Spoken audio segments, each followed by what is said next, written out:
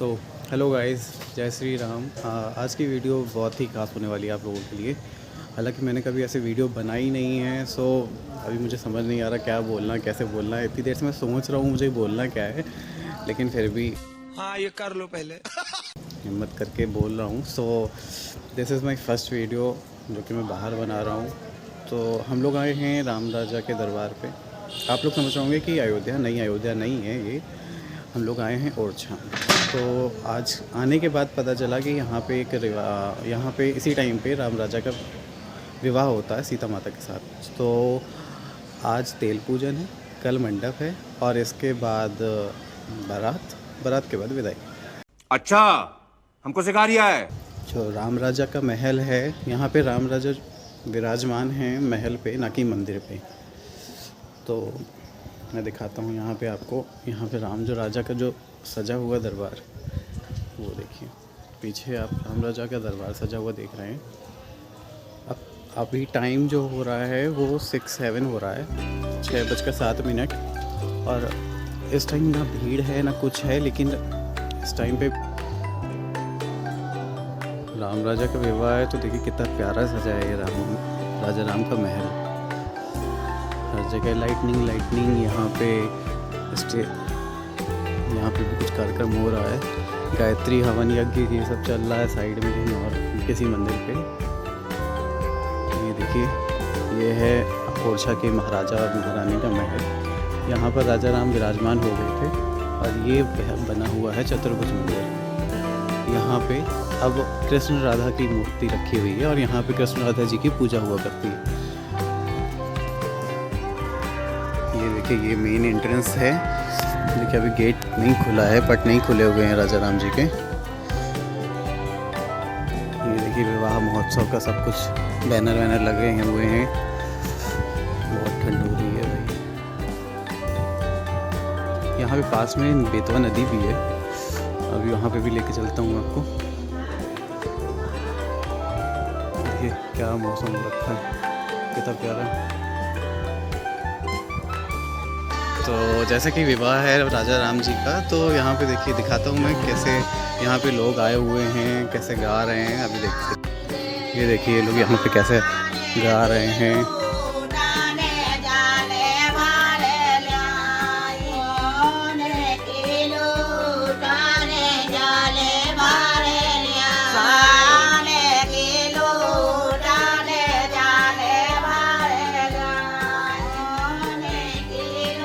जय श्री राम बाबा।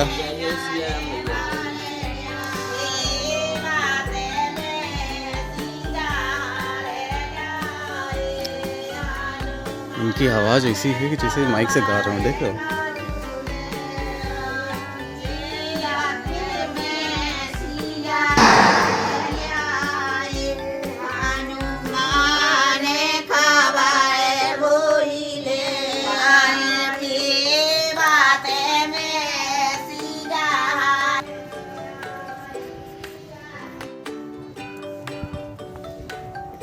है चतुर्भुज मंदिर। अब हम लोग ऊपर जा रहे हैं सिर्फ सनराइज़ देखने के लिए, कैसा सनराइज़ होता है यहाँ पे। देखिए बनावट देखिए आप, ये चतुर्भुज मंदिर है और वो राजा राम जी का महल सॉरी। यहाँ पे आने के बाद हमने एक गाइड कर लिया है। तो ये देखिए, ये जो हमारे गाइड हैं, अब ये हम आपको बताएंगे। कुछ न कुछ तो गड़बड़ जरूर है सारी। जी बताइए। ये बहुत कई सदियों पुराना जो है बनाया गया है। जी। और आज भी जो है यहाँ, आज कल की डेट में यहाँ पर जो है राम विवाह है, तेल पूजन भी होगा जी। मंडप, आज तो मंडप ही है जी। तेल पूजन होगा। और मंडे के दिन जो है यहाँ पर बहुत बड़ा विशाल भगवान राम का विवाह है। जी। जो कम से कम तो ये महल किसने बनवाया था? ये महल किसने बनवाया था मंदिर? ये तो अभी ऊपर चलते हैं, सारी डिटेल आपको। इनको कुछ पता है नहीं ये सब हम ही इनको बता रहे थे ये देखिए। अच्छा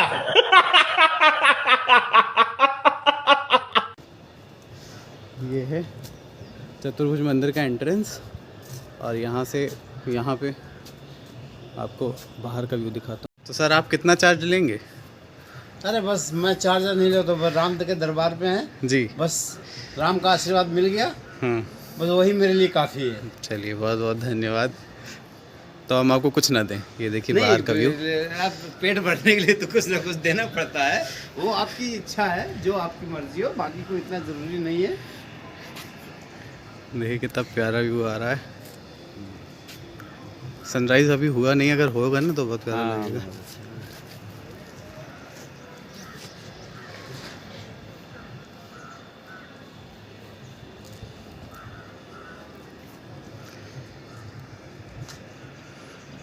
उधर साइड में बेतवा नदी बह रही है, नहीं पापा जी? अभी चलते हैं बेतवा नदी।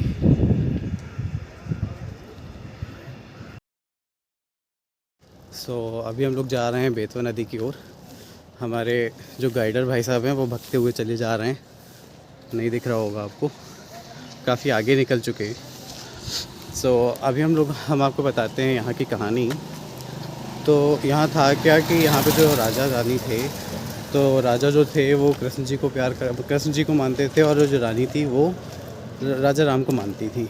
तो उसके बाद हुआ क्या कि दोनों के आपस में बहस हुई।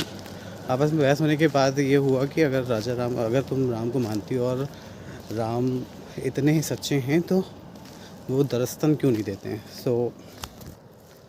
तो फिर रानी ने राजा जी से कहा कि अब मैं जा रही हूँ अयोध्या, और मैं तभी वापस लौटूंगी जब श्री राम हमारे साथ हमारे ओरछा आएंगे। यह कहकर अगर नहीं आते हैं तो वो वहीं पे प्राण त्याग देंगी।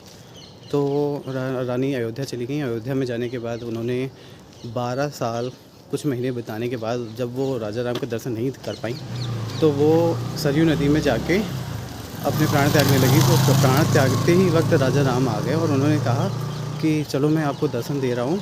जैसे ही दर्शन दिए तो रानी ने कहा कि नहीं, अब आपको मेरे ओरछा चलना पड़ेगा। फिर वहाँ से राजा राम की 3 शर्तें थीं। वो शर्तें क्या थीं?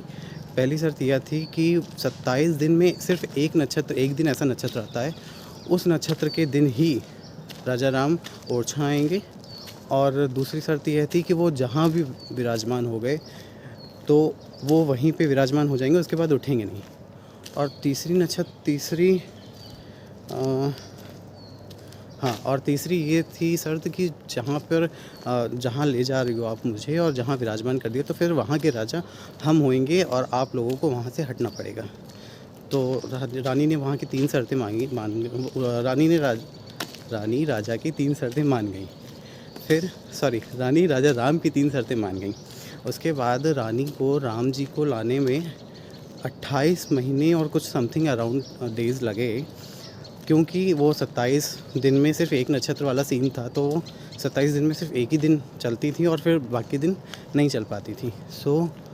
उन्होंने वहाँ से फिर वो राजा राम लेके आए अपने राजा राम जी को लेके आए। उसके बाद अपने महल पे ही उन्होंने बैठाल दिया। फिर उसके बाद जहाँ बैठ गए तो जिस जगह वो बैठे हैं वो राजा रानी का महल था।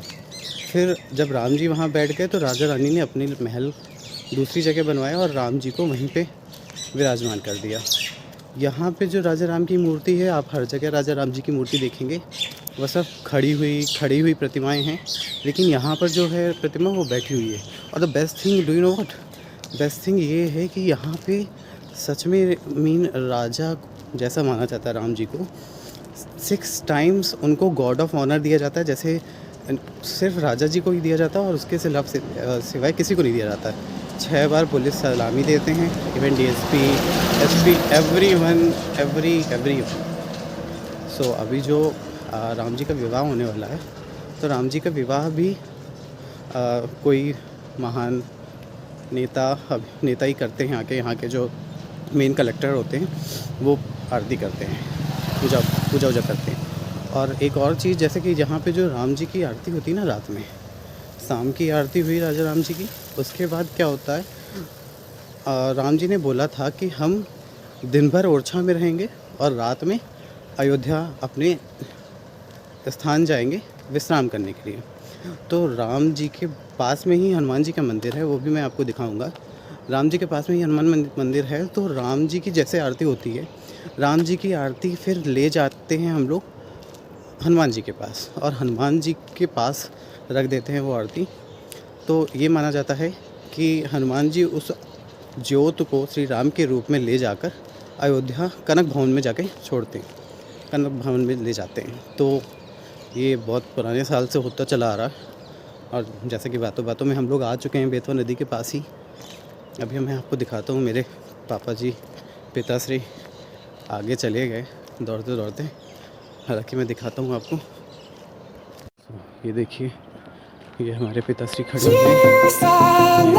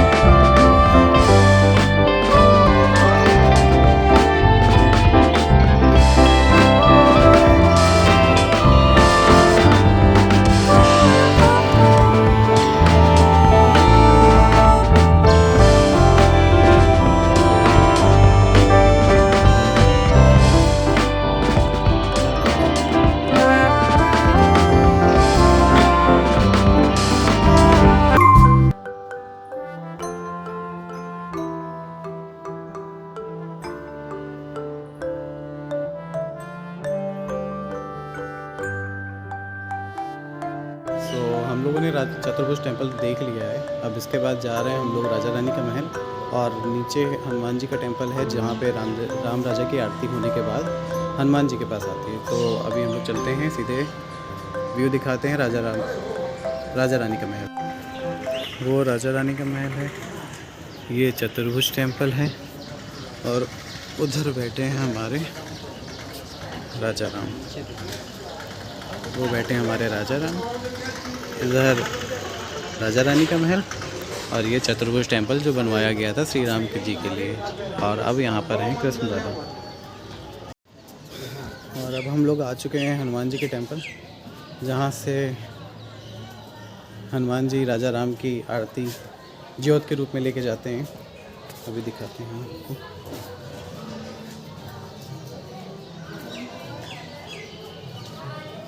यहाँ पर बैठे हैं हमारे, ये हमारे हनुमान जी। अब हम लोग पहुँच गए हैं जानकी मंदिर।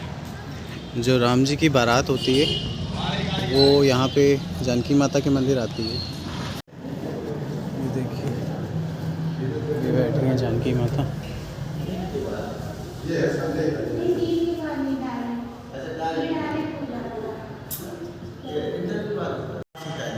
वो आदमी राम लक्ष्मण सीता हाँ क्योंकि शादी तो एक ही बार होती है, चाहे ईश्वर हो चाहे पत्नी। एक उत्सव मनाया जाता है, यहाँ राष्ट्रीय परंपरा चली जाएगी शुरू से।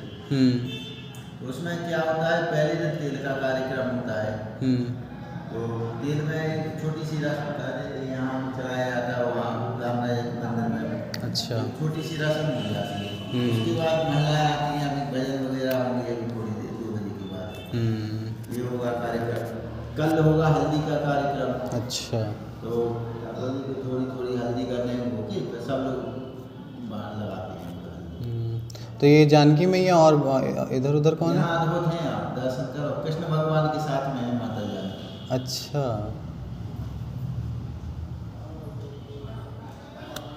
कहाँ से आए? हम लोग कानपुर से। अच्छा। अच्छा कानपुर। तो अब हम लोग आ चुके हैं राजा रानी के महल। आप जैसे कि पीछे देख रहे हैं, ये पूरा राजा रानी का महल है।